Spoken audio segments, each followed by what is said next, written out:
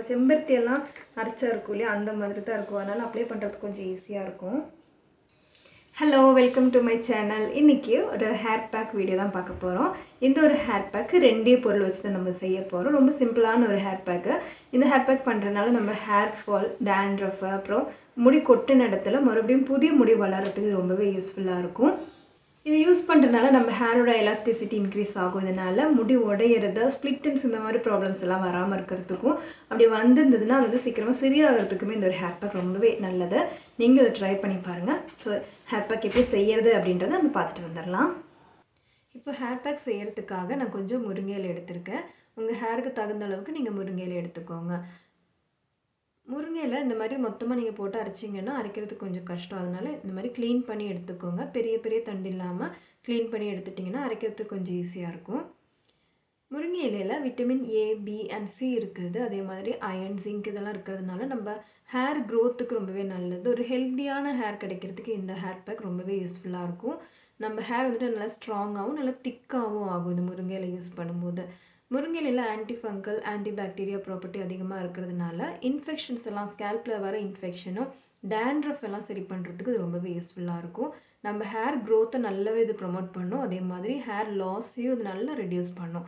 Anti oxidants இருக்கிறதுனால இதில் நம்ம வெளியெல்லாம் போகும்போது நம்ம ஹேர் நல்லா ஒரு பொல்யூஷனால் நம்ம ஹேர் டேமேஜ் ஆகுது, இல்லை யூவி ரேஸ்னால நம்ம ஹேர் டேமேஜ் ஆகிடுச்சுன்னா அதை ரிப்பேர் பண்ணுறதுக்கு இது ரொம்பவே யூஸ்ஃபுல்லாக இருக்கும். ஸோ நீங்கள் அடிக்கடி வெளியே போகிறவங்களா இருந்தால் வாரத்தில் ஒரு முறையாவது இந்த ஹேர் பேக்கை நீங்கள் ட்ரை பண்ணலாம்.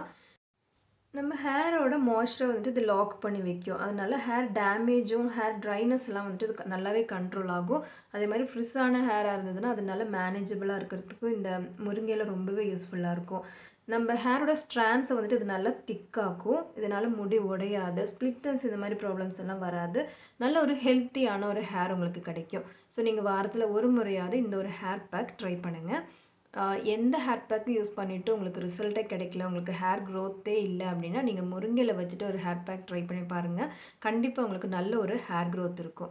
ஸோ இதை நல்லா நம்ம க்ளீன் பண்ணிவிட்டு எடுத்துட்டோம். இது கூட நம்ம சாதம் வடித்த தண்ணி தான் சேர்க்க போகிறோம். சாதம் வடித்த தண்ணி முன்னாடி நாள் நீங்கள் எடுத்து வச்சுருந்தீங்கன்னா அது கொஞ்சம் புளிச்சிருக்கும், கொஞ்சம் கட்டியாக இருக்கும் இல்லையா, அப்படி யூஸ் பண்ணும்போது கொஞ்சம் கூட நல்ல ஒரு பெனிஃபிட் கிடைக்கும். ஸோ நீங்கள் அதை எடுத்துக்கோங்க. அது கூட முருங்கையிலையும் சேர்த்து நம்ம நல்லா அரைச்சி எடுத்துக்கலாம். அரைக்கிறதுக்கு தேவையான அளவுக்கு நீங்கள் ரைஸ் வாட்டர் சேர்த்துக்கோங்க.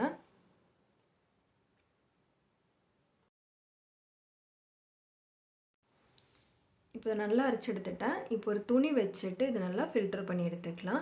ஏன்னா நம்ம டைரெக்டாக அப்ளை பண்ணும்போது ஸ்கேல்ப்லேருந்து ஹேர்லேருந்து இது சீக்கிரமாக போகாது, வாஷ் பண்ணுறதுக்கு கொஞ்சம் கஷ்டம். அதனால் ஒரு துணி வச்சுட்டு ஃபில்டர் பண்ணிவிட்டு மட்டும் நீங்கள் யூஸ் பண்ணுங்கள். அப்போது ஹேர் வாஷ் பண்ணுறதுக்கு ரொம்பவே ஈஸியாக இருக்கும்.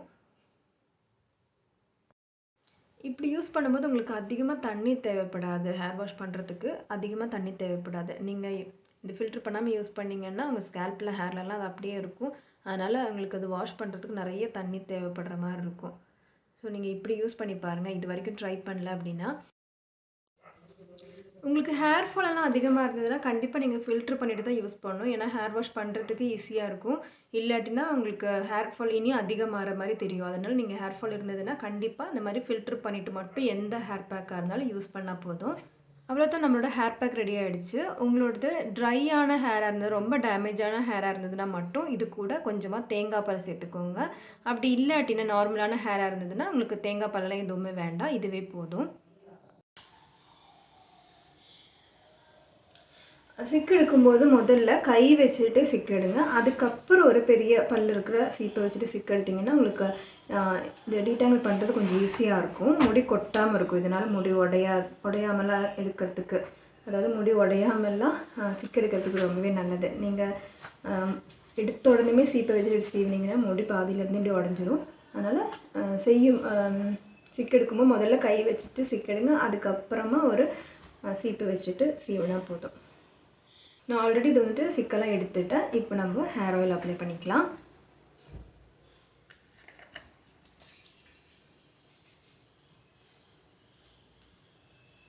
என்னோடது வந்துட்டு ஏற்கனவே கொஞ்சம் ஆயிலியாக தான் இருக்குது ஹேரு. அதனால் நான் வந்துட்டு கொஞ்சமாக தான் ஆயில் அப்ளை பண்ணுறேன்.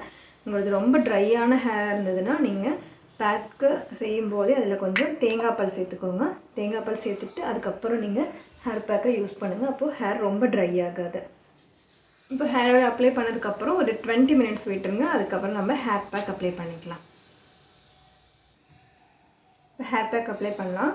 ஹேர் பேக் அப்ளை பண்ணும்போது நல்லா ஸ்கேல்பில் நல்லா படுற மாதிரி தேய்ச்சிக்கோங்க.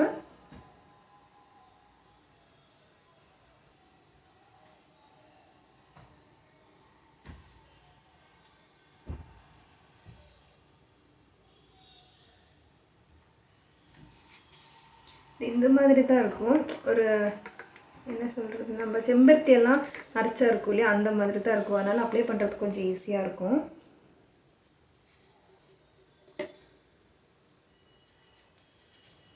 இது அப்ளை பண்ணதுக்கப்புறம் ஒரு 20 மினிட்ஸ் விட்டுட்டு ஹேர் வாஷ் பண்ணிக்கோங்க. இது கொஞ்சம் கோல்டு தான், கோல்டு செட் ஆகும் அப்படின்னு இருக்கவங்க நீங்கள் 20 மினிட்ஸ் வரைக்கும் வைக்கலாம். அப்படி இல்லைன்னா அதுக்கு முன்னாடி ஒரு 10 to 15 மினிட்ஸ் வச்சுட்டு நீங்கள் ஹேர் வாஷ் பண்ணிக்கலாம். வாஷ் பண்ணும்போது பிளெயின் வாட்டரில் ஹேர் வாஷ் பண்ணால் போதும், ஷாம்பு வாஷ் பண்ண வேண்டாம். ஷாம்பு போட்டிங்கன்னா இதுக்கு கரெக்டான ரிசல்ட் கிடைக்காது. அதனால் பிளெயின் வாட்டரில் ஹேர் வாஷ் பண்ணுங்கள். இது வீக்லி ஒன்ஸ் இல்லைன்னா ஒரு 2 டைம் நீங்கள் யூஸ் பண்ணலாம். அதுக்கு மேலே யூஸ் பண்ணணுன்ற அவசியம் இல்லை. அப்படி 1 மந்த் நீங்கள் ரெகுலராக யூஸ் பண்ணிங்கன்னா நல்ல ஒரு சேஞ்ச் தெரியும். ஹேர் க்ரோத் நல்லாவே இருக்கும். எந்த ஹேர் பேக் போட்டுட்டும் ரிசல்ட் கிடைக்கல அப்படின்னு நினைக்கிறவங்க இந்த ஒரு ஹேர் பேக் மட்டும் நீங்கள் ட்ரை பண்ணாலே போதும். நல்ல ஒரு சேஞ்சஸ் இருக்கும் உங்கள் ஹேரில். இந்த வீடியோ உங்களுக்கு யூஸ்ஃபுல்லாக இருக்கும்னு நினைக்கிறேன். யூஸ்ஃபுல்லாக இருந்ததுன்னா அந்த வீடியோக்கு ஒரு லைக் பண்ணுங்கள். உங்கள் ஃப்ரெண்ட்ஸ் அண்ட் ஃபேமிலிக்கு இந்த வீடியோவை ஷேர் பண்ணுங்கள். இதே மாதிரி வீடியோஸ் உங்களுக்கு இனியும் பார்க்கணுன்னு இருந்ததுன்னா சேனலை சப்ஸ்கிரைப் பண்ணுங்கள். அப்போ நெக்ஸ்ட் வீடியோவில் பார்க்கலாம். தேங்க்யூ.